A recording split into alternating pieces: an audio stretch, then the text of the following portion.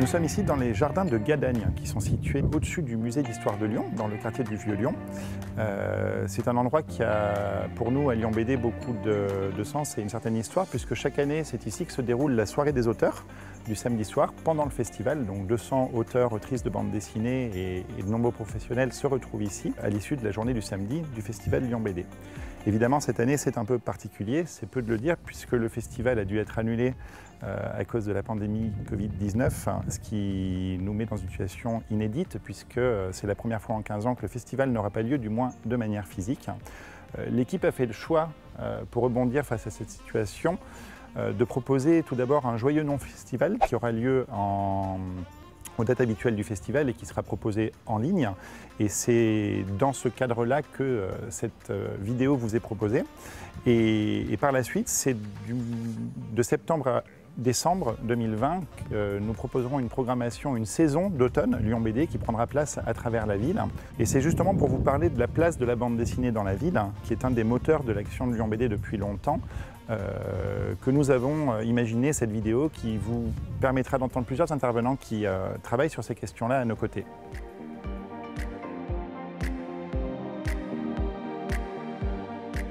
Le festival Lyon BD, il est né en 2006.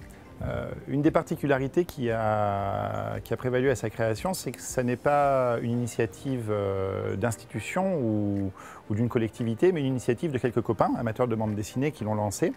Et c'est un festival qui s'est beaucoup développé et qui assez rapidement a évidemment pris conscience du paysage des festivals de bande dessinée en France, qui est assez particulier puisqu'il y a plus de 400 salons et festivals consacrés à la bande dessinée chaque année en France. Une fois que ce constat est fait, on a très vite dû se poser la question de comment ne pas être le 401e et comment se différencier, se singulariser et proposer quelque chose qui identifie les particularités de ce festival. Comme il a la particularité notamment d'être dans une grande ville, la ville de Lyon, qui est une des 3 grandes villes de France, qui possède évidemment des infrastructures culturelles assez riches, très vite l'investissement de ces lieux culturels, de ces institutions par la bande dessinée au moment du festival est devenu un des leitmotifs de notre action. Parallèlement, la défense de la création originale par les auteurs avec l'idée de, plutôt que d'exposer simplement leurs œuvres et leurs albums et leurs planches, d'aller proposer aux auteurs d'intervenir, de créer in situ des choses, des performances, des formats, des concepts. Ça, c'est le deuxième pilier un peu de notre programmation. Le fait de croiser les disciplines artistiques autour de la bande dessinée a aussi été, en lien avec l'investissement des lieux culturels, une manière de mêler les publics, les disciplines, d'aller sur scène et de faire des choses très différentes. Et aujourd'hui, le festival, quand il se déroule au mois de juin, réunit plus de 40 lieux qui vont accueillir la programmation et des lieux aux typologies très différentes, depuis des musées, des scènes, l'opéra et des théâtres, jusqu'à des cafés, des librairies, des cinémas et des salles de concert. C'est ce côté très protéiforme de la manifestation et des lieux qui l'accueillent qui fait qu'aujourd'hui, la bande dessinée dans la ville est un marqueur très important de l'action de Lyon BD et je crois aussi quelque chose que les auteurs de bande dessinée apprécient dans cette espèce de terrain d'expression qui leur est offert par le festival.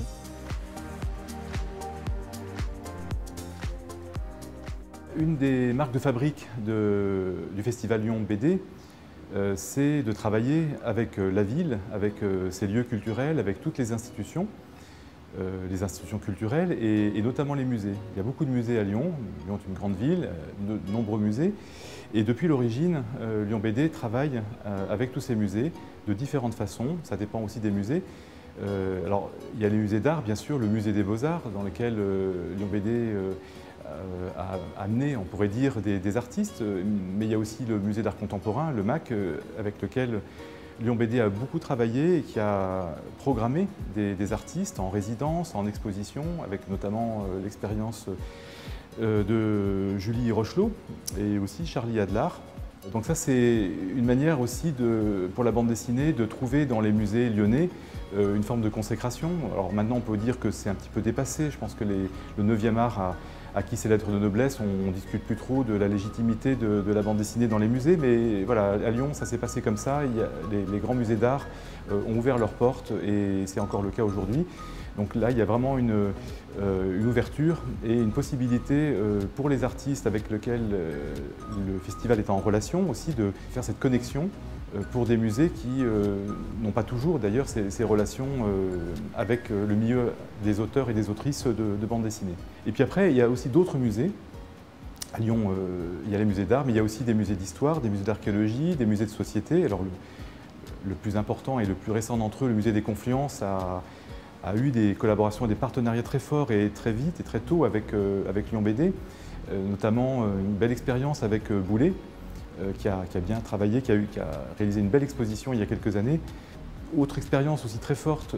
pour le musée des Confluences, dans son ouverture à la bande dessinée, c'est d'imaginer qu'un catalogue d'exposition puisse se faire différemment et être confié carrément à un auteur, en l'occurrence Fabien Toulmé, qui a réalisé la bande dessinée Vénénum, qui était le titre de l'exposition consacrée à l'histoire du poison, et finalement le catalogue de l'exposition était tout simplement un album de bande dessinée réalisé donc par cet auteur. D'autres expériences aussi, je pense à celle du musée de l'imprimerie et de la communication graphique, qui a réalisé une belle exposition consacrée à l'art invisible, le titre même de l'ouvrage bien connu de Scott McCloud, où le sujet même de l'exposition était la bande dessinée. Là aussi, il y avait une relation très étroite entre le propos du musée et puis le fait pour Lyon BD de programmer cet événement et de travailler avec cet auteur américain bien connu de tous les autrices et tous les auteurs. On peut penser également au travail de longue haleine aussi, régulier, pratiquement chaque année ou tous les ans, le musée gallo-romain, le musée archéologique Luc Dunham, qui lui a travaillé de multiples façons et en particulier en donnant des cartes blanches à des auteurs qui cette fois-ci s'inscrivent, vivent au cœur même de l'institution et lui donnent une autre idée, développe en fait en étant au cœur de l'institution une autre image, raconte ce musée, propose aux visiteurs leur lecture, sachant que pour le monde de la bande dessinée, depuis très longtemps, depuis Tintin et Black et Mortimer jusqu'aux auteurs qui ont travaillé avec le Louvre, le musée lui-même, le lieu du musée, son cadre, les fantasmes qui entourent les œuvres et les espaces des musées sont vraiment un grand sujet pour les auteurs de bande dessinée. Donc à Lyon, avec le Festival Lyon BD, il y a vraiment ces expériences qui ont été conduites. On peut penser aussi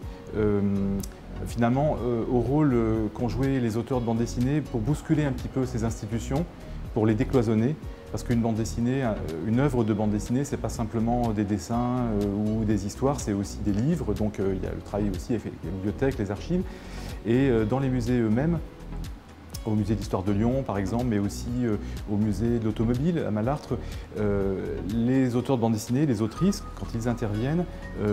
notamment sous la forme d'une carte blanche, peuvent complètement faire bouger les lignes, donner une autre image des musées et puis eux-mêmes développer leur propre univers en s'inspirant de ce qui se trouve dans les musées, des collections, des espaces et aussi parfois des équipes. Il y a des relations qui se tissent aussi avec les professionnels des musées. Et donc de ce point de vue-là, on peut dire que la bande dessinée, son langage artistique et les autrices et les auteurs qui le font vivre avec cette dynamique qui est lancée et qui est animée par le festival, crée cette synergie, cette symbiose qui s'opère sur l'ensemble du territoire de la ville. Et je pense que c'est une grande force en fait, de Lyon BD Festival d'arriver à mettre en relation toutes ces institutions avec le milieu des auteurs et des autrices qui est lui-même très diversifié et qui contribue à l'originalité et au succès du festival chaque année.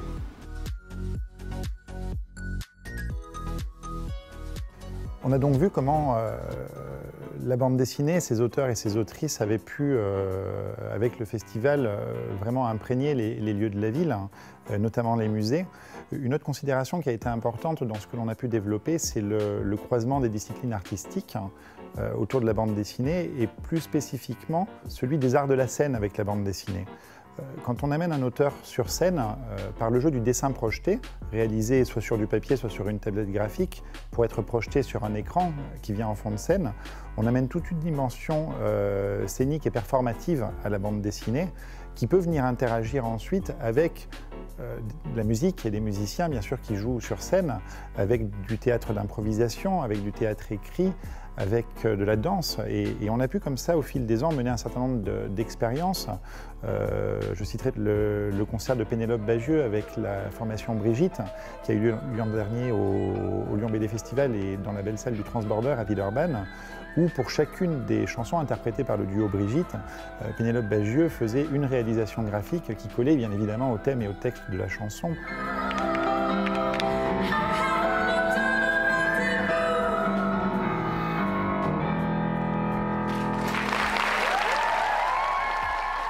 On a pu également voir des adaptations de bandes dessinées qui sont devenues des œuvres scéniques. Les Carnets de cerises, par exemple, de Aurélie Néré et Joris Chamblin, une bande dessinée qui a connu un grand succès aux éditions Delcourt, qui a été adaptée en spectacle de théâtre vivant par l'équipe de Improjection qui donne vie à la fois aux personnages à travers le jeu des comédiens en y ajoutant une musique qui est une création originale et qui vient interagir avec des projections de dessins extraits de la série des Carnets de cerises, le tout sur scène. Mais mon truc à moi, pour raconter des histoires, c'est d'observer les gens, imaginer leur vie, leurs secrets.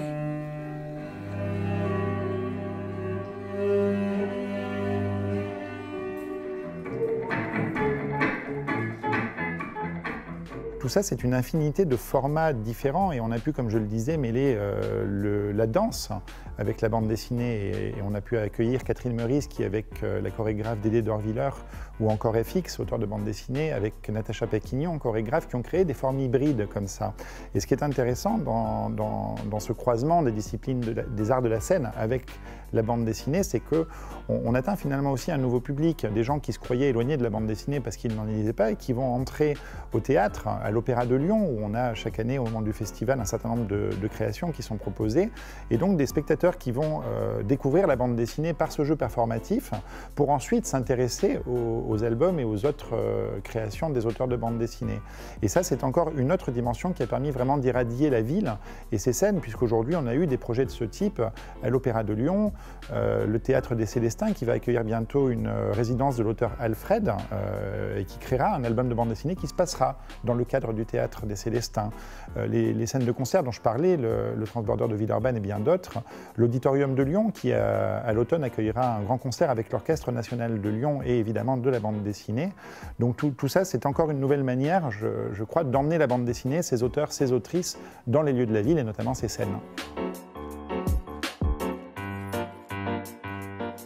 Cette année, les Assises internationales du roman devaient se tenir en mai 2020. Et puisque 2020 est l'année de la bande dessinée, on avait pensé faire une place particulière à la bande dessinée cette année, notamment en invitant certains auteurs de bande dessinée à intervenir sur nos panels et surtout en invitant l'auteur de bande dessinée Chloé Cruchaudet à faire une affiche pour le festival. Alors, tout ça, évidemment, nous réjouissait, tenait à l'année de la BD en France, mais je pense était important pour d'autres raisons. D'abord parce que pour cette affiche des Assises internationales du roman, on avait voulu une affiche d'auteur. On a voulu une affiche qui parle, qui porte derrière elle une œuvre qui fasse référence à de l'écriture et de la littérature. Et c'est l'idée qu'on avait en tête quand on a discuté avec Chloé. Et on lui a demandé une affiche qui nous parle des sensations qu'on peut avoir lors d'un festival et de l'effet que peut faire un festival sur le public. C'est le défi qu'elle a relevé avec cette très belle affiche d'un bleu turquoise profond. Et qui en fait a continué de nous parler, puisque ce dont elle nous parlait en mars, au moment de la remise de l'affiche,